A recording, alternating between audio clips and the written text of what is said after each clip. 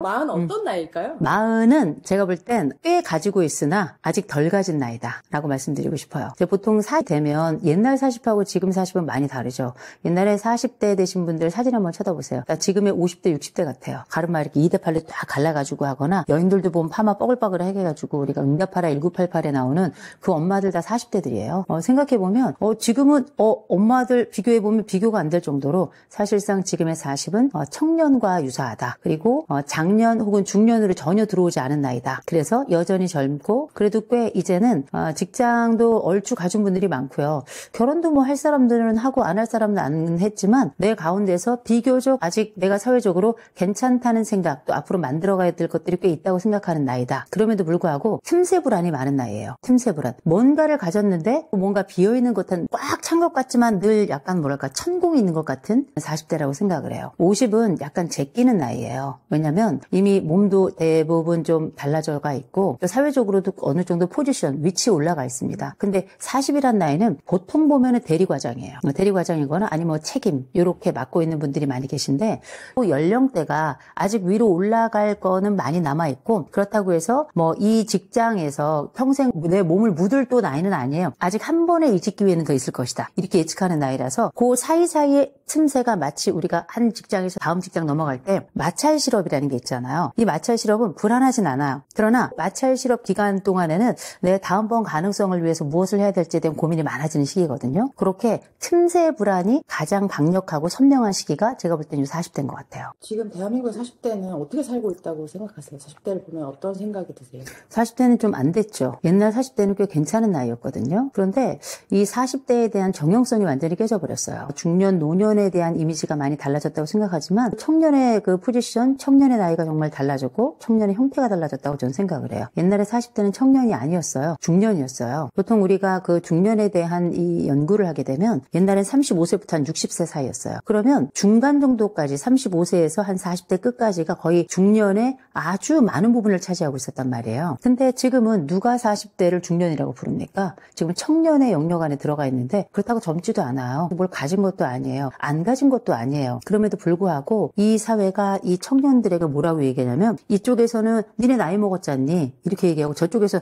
니네 아직 젊잖니 이렇게 얘기를 해서, 엄밀히 말하자면 낀 세대 중에서도 정서적으로 낀 세대는 저는 40대다라고 생각을 해요. 이 40대가 가지고 있는 아직 남아있는 엄청난 젊음의 열정도 있고, 또 이 40대가 가지고 있는 앞으로의 승진에 대한 가능성도 굉장히 크고, 또 내가 가족을 유지하고 내 가족을 지켜나가는 과정에서 역할도 굉장히 비대하고요. 그리고 우리가 알고 있는 이 40대, 아직 내게 남아있는 이 수많은 세월들을 그냥 허투루 보내고는 싶지 않은, 그래서 제2의 도약, 제3의 꿈을 꾸는 시기가 이 40대잖아요. 그런 과정이 40대 전반에 다 나타나요. 40대 전반에 다 나타나긴 하는데, 이 40대의 특성을 좀 보셔야 돼요. 저는 이 40대가 지금은 절반의 절망세대다라고 보통 얘기를 합니다. 왜냐면 요 40대 요 세대에 보면 X세대의 일부하고 그 다음에 M세대가 딱 끼어 있어요. 근데 이 M세대가 굉장히 전 독특한 세대이자 의미를 부여해야 될 세대라고 생각을 하는 사람이거든요. 이 M세대 때부터 무슨 일이 벌어지냐면, 요 세대 부모 세대들부터 꽤 잘 살아요. 그러면서 경제적인 1차, 2차, 3차, 4차, 5차에 걸친 경제개발 구도를 통해서 대한민국 경제를 쭉 끌어올린 견인한 세대들이 그 부모 세대입니다. 그러면서 요 세대가 아주 가난했던 시대를 이제 딱 넘어선 첫 번째 세대예요. 자기만의 독방을 갖기 시작한 첫 세대고요. 요때부터 엄마 아버지들이 교육에 대한 관심이 높아지고, 그리고 브랜드를 입히기 시작한 첫 번째 세대라서 나이키를 아는 세대예요. X세대까지만 해도 뭐 아놀드 파마 이런 거를 입었던 세대였었어요. 프로스펙스로 넘어가고, 그 다음에 나이키가 나오면서 나중에 돈이 조금 부족하면 이게 나이스로 가고 막 그랬던 거 아니겠습니까? 브랜드가 달라졌다는 얘기는 경제적인 것도 한 단계 업그레이드 된 세대이고, 그래서 독방이 시작되는 세대이고, 동시에 요 세대가 노크를 해야지 자기 방에 들어오도록 허락한 세대라서, 이들이 가지고 있는 곧 이전 세대가 책임과 그리고 의무의 세대였다면 이때부터는 권리의 시대가 시작이 되는 겁니다. 핵심적인 책들이 이제 너는 특별해 뭐 이런 책들을 읽으면서 이 세대가 가지고 있는 이 독특성이 풍요를 기반으로 해가지고 무너지지 않는 경제적인 풍요를 부모들이 만들어 놓은 그 위에 이 꽃 씨앗이 떨어져서 거기서 이제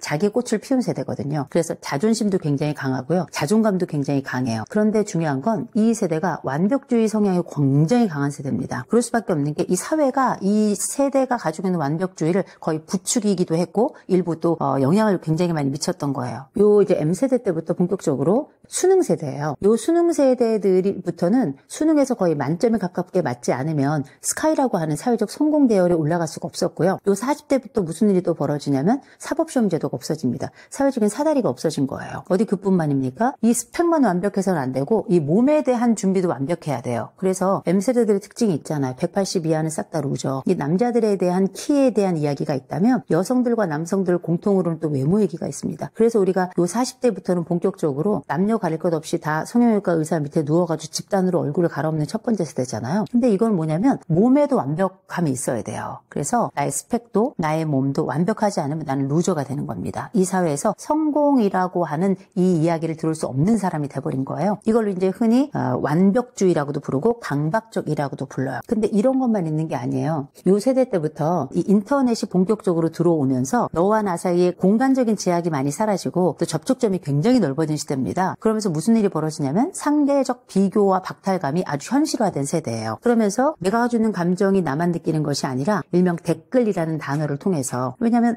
이 단어 완벽주의와 강박이라는 단어 밑에는 불안, 앵자이티라고 하는 단어가 공통으로 흘러게 되는데 이게 원래 한 개인의 개별 감정이었었던 것이 이때부터 댓글이 시작이 됩니다. 댓글이 시작이 되면서 너와 내가 함께 공유하는 감정이 되면서 한 세대가 하나의 감정을 느끼고 경험하고 앓게 되는 첫 번째 상황을 맞게 돼요. 그러면서 내가 가지고 있는 모든 성패는 내 개인이 가지고 있는 개별적 특성을 통해서 보이지 않는 노력을 통해서 일구어지는 것이 아니라 가시화되고 객관적인 평가와 지표와 그다음에 SNS와 같은 것들을 통해서 눈으로 보여주는 그 성패가 굉장히 중요해지는, 그래서 시각 정보가 과거에 비해서 훨씬 더 많아지고 중요해지는 세대가 되거든요. 그래서 우리가 보이는 게 다는 아닙니다만 보이는 게 굉장히 중요한 시대가 됐어요. 그래서 나를 잘 꾸미는 시대이기도 해요. 그리고 나만의 개성을 또 추구하는 세대이기도 하고, 너무너무 갖춰야 될 게 많지만 내 집을 내가 돈을 벌어서 살 수 없는 첫 번째 세대고, 너무 포기할 게 많아서 N포 세대라고 우리가 이들을 절망의 세대라고 많이 부르는데, 절망 가운데서도 이 세대는 또 개성이 굉장히 강한 세대예요. 그래가지고 우리가 할메니얼이라는 게 이때 나오게 되잖아요. 40대부터. 할메니얼이 할머니 플러스 밀레니얼 아니에요. 이 밀레니얼과 할머니가 함께 만난 데는 또 이 역사적인 근간이 있어요. 요 M세대들 부모가 베이비 부모들인데, 요 베이비 부모들의 이 끝무렵에 있는 사람들이 이제 본격적으로 맞벌이를 시작하게 된단 말이에요. 맞벌이를 딱 시작하면서 요 양육의 빈자리를 그 이전 세대였던 그 할머니 세대들이 들어와가지고 메우게 돼요. 그래가지고 이제 이 자식들을 어떻게 키웠냐면 20세기 애들처럼 건강하고 예쁘고 착하게, 그런 어떻게 내 새끼 내 똥강아지로 딱 키우게 돼요. 그래가지고 온실화초처럼 그렇게 그냥 엄마가 주는 밥 먹고 엄마가 내준 학원비 거기 학원 쫙 돌고 치맛바람에 따라가지고 나의 스펙을 딱 만들었어요. 근데 나는 그때까지만 해도 내가 그 반딧불이 노래에서 내가 뭐가 된다 그랬죠? 나는 뭔 줄 알았다 그래요? 나는 별인 줄 알았어요. 나는 별인 줄 알고 그렇게 성장했어요. 그 사회에 딱 나갔더니 나 반딧불이야. 벌레야. 알고 보니까 불만 끔뻑끔뻑 내는 거지. 벌레야. 근데 이제 그들이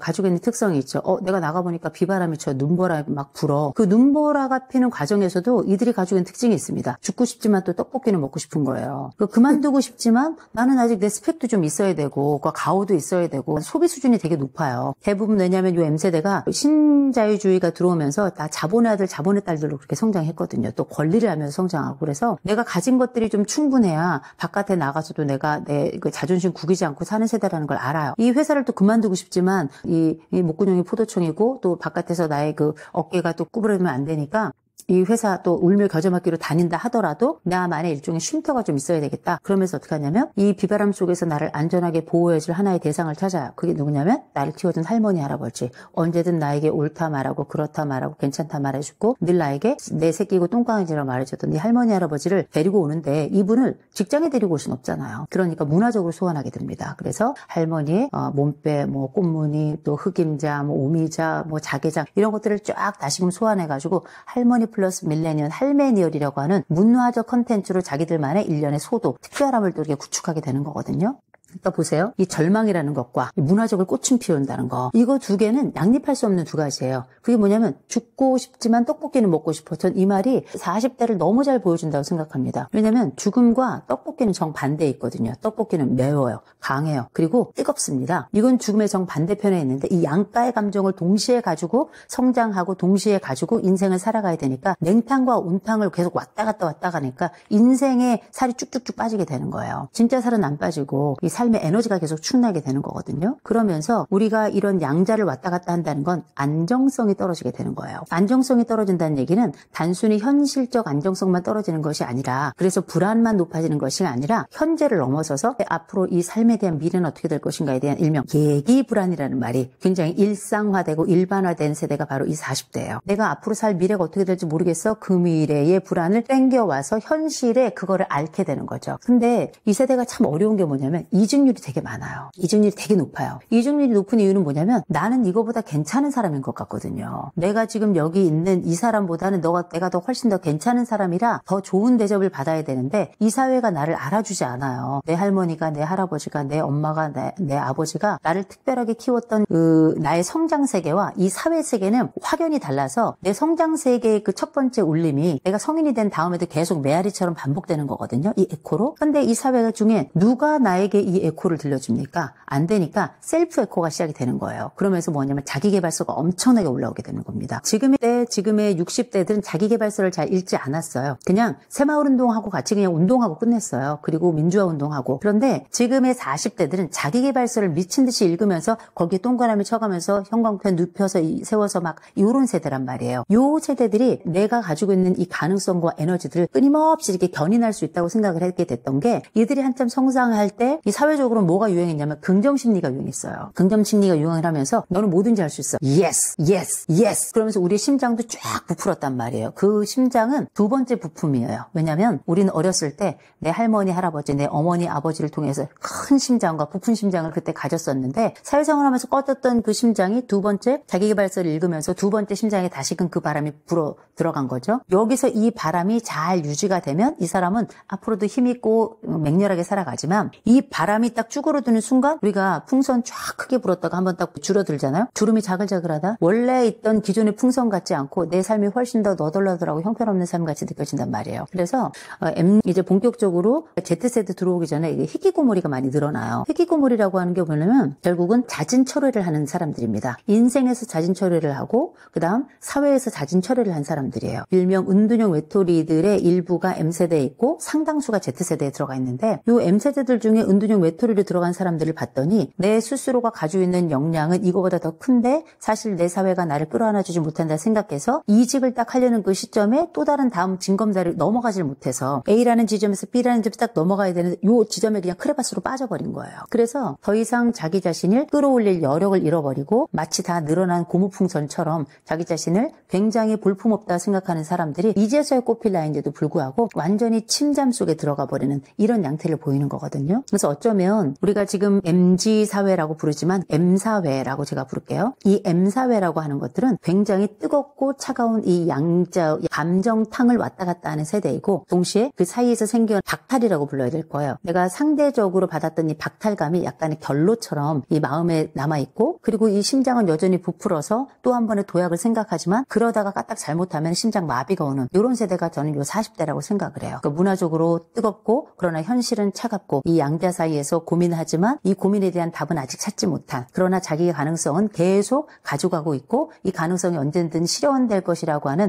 아직은 그 희망계와 이상계를 가지고 있는 요 나이대가 저는 40대라고 봅니다. 그래서 마흔을 한 단어로 정의내리면 불안이라고 정의내릴 수 있을까요? 강박적 불안이라고 얘기해야 될 거예요. 강박의 결과는 결국 불안이고 불안의 가장 대표적인 단어가 강박인데 결국은 이 강박이라고 하는 건 어떤 특징이냐면 내가 이 불안을 낮추기 위해서는 어떤 행동을 하지 않을 수가 없는 거예요. 어떤 행동이라도 해야 되는 거예요. 그 행동 중에는 우리가 알고 있는 것처럼 뭐 손을 반복적으로 씻는다든지 아니면 뭐 특정한 행동을 하지 않으면 견딜 수 없어서 그 행동을 계속하는 걸 우리가 강박적 행동이라고 부르는데 생각해보면 우리가 또 다른 강박이 있습니다. 뭐냐면 문화 강박이 또 있어요. 유행에 따라가지 않으면 안 되고 우린 그렇게 명품에 미친 듯이 빨려들었었고 어디 그뿐인가요? 우린 또 팬덤을 형성했었습니다. 그 팬덤 중에 가장 대표적인 그리고 M세대가 만들어낸 최고의 팬덤이 BTS죠. 이 BTS는 저는 M세대들이 자신들이 가지고 있는 모든 열망들을 다 탑으로 쌓아서 끌어올려서 세계 최정상에 올려놓은 그룹이라고 저는 생각을 해요. 물론 전 세계가 다 반응했지만 거기에는 M세대가 가지고 있는 아주 깊은 또 친절한 그 사랑이 지속적으로 있었기 때문에 가능했던 거거든요. 결국 이건 뭐냐면 어떤 것에 정신이 팔려있지 않으면 견딜 수가 없는 거예요. 어떤 것에. 그런데 이제 이 M세대가 자기가 가지고 있는 삶에 대해서 굉장히 중요하게 생각하는 세대라 윗세대가 볼 땐 굉장히 이기적인 세대처럼 보일 수 있어요. 왜? 자기만 아니까. 근데 이건 자기만 하는 게 아니고요. 요 X세대까지만 해도 이 책임과 의무가 굉장히 중요해서 국민교육 헌장 막 외우고 또 나아가서 뭐 국민의 뭐 4대 의무, 3대 의무 이런 거 막 주관식으로 써가면서 그렇게 답을 썼던 세대예요. M세대부터는 학생들의 인권 조례부터 시작해가지고 자기 권리가 어떤 것인지를 배우면서 살아간 데다가 우리가 알고 있는 자본시장이 본격화되면서 자본의 아들, 자본의 딸로 성장한 첫 세대라 진정 자본의 눈뜬 첫 번째 세대라고 생각해요. 이들부터 청년 주식이 시작된 거 아니에요. 학교에서 가르쳐주지 않은 경제 수업을 자기들이 알아서 민간에 가서 일부러 시간 내어서 듣고 그걸 통해서 따로 공부를 해서 스터디그룹 만들어서 거기서 집단으로 함께 투자를 하고 거기 뭐 사모펀드도 들어가고 옛날에 청년 세대들은 그런 거는 상상하지 못해서 그저 공부만 하면 되는 거예요. 그런데 이들은 알고 있는 거죠. 생존하기 위해서는 우리가 학교에서 배운 것 그 이상을 해야 된다는 걸 알고 있는 거예요. 그래서 요 세대부터는 사실상 우리가 정시가 있고 수시가 있는데 수시의 방법이 뭐 수천 개라고 하지만 기본적으로는 우리가 학교에서 하는 것 그 이상의 것을 늘 해내야지만 내가 뭐 원하는 목표에 성취한 어렸을 때부터 이런 성장 가도가 기본적으로 논외의 것까지 해야지만 성공할 수 있었던 세대라서 이 자본에 대한 것도 자기가 따로 선별적으로